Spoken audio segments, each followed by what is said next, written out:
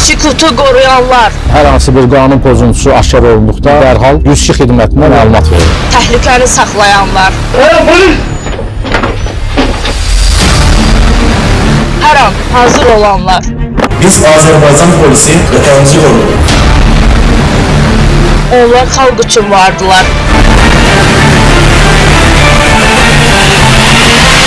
Əlbəttə ki, peşmançılığımızı çəkirik. Qanunun sarsılmaz gücü, onlar hər zaman sizinlədir.